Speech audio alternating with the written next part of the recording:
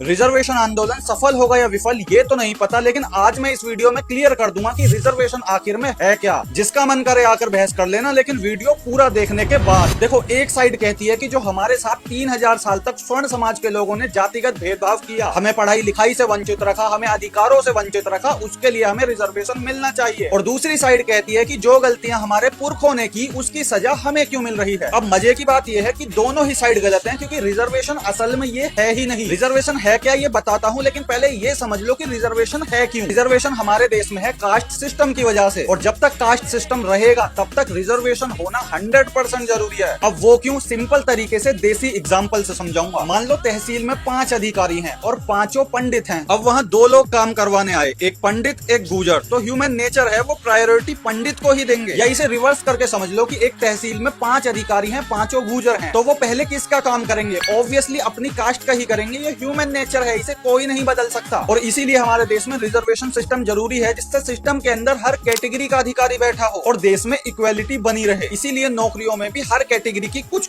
Seat reserve कर दी जाती हैं, जिससे सिस्टम में हर कैटेगरी का बंदा पहुंच सके। अब इस जातिवादी आंदोलन में बातें क्या उठ रही हैं वो बताता हूं। पहला, कि रिजर्वेशन जाति के आधार पर क्यों है, आर्थिक स्थिति के आधार पर क्यों नहीं। तो इन मूर्खों को पता ही नहीं है कि आर्थिक स्थिति के आधार पर भी रिजर्वेशन मिलता है, जिसे EWS कहते हैं। ये रिजर्वेशन खत्म करने के लिए लड़ाई कर रहे हैं, इन्हें पता ही नहीं है कि रिजर्वेशन इन्हें भी मिलता है। दूसरा, नीट यूजी में -40 नंबर लाने वाले को भी एडमिशन मिल रहा है। मतलब अब -40 लाने वाले डॉक्टर हमारा इलाज करेंगे। अरे भाई, -40 वाले को MBBS में सीट नहीं मिली है, एडमिशन नहीं मिला है। वो कट ऑफ MBBS की काउंसलिंग में बैठने के लिए है। और गवर्नमेंट ने पार्लियामेंट में आकर भी ये क्लेरिफाई किया है कि किसी भी माइनस मार्क वाले बच्चे को MBBS में सीट आज तक नहीं मिली है। तीसरा, कि बाबा साहब डॉक्टर अम्बेडकर ने रिजर्वेशन सिर्फ 10 साल के लिए रखा था, लेकिन आज तक वो क्यों चल रहा है? अरे मूर्खों, ये 10 साल वाला रिजर्वेशन सिर्फ पॉलिटिकल सीट्स के लिए था, एजुकेशन और सर्विस सेक्टर के लिए नहीं। अब देखो, इस पर वीडियो तो मैं 1 घंटे की बना दूं, लेकिन कंक्लूड करता हूं कि मैं खुद रिजर्वेशन के खिलाफ हूं, 1% भी इसे सपोर्ट नहीं करता। मैं खुद चाहता हूं कि आज ही कास्ट सिस्टम हटाओ, रिजर्वेशन अपने आप हट जाएगा, ना रहेगा बांस ना बजेगी बांसुरी। जनरल कैटेगरी वाले आज कास्ट सिस्टम को हटाने के लिए प्रोटेस्ट करें। OBC, SC, ST सब आपके साथ खड़े मिलेंगे।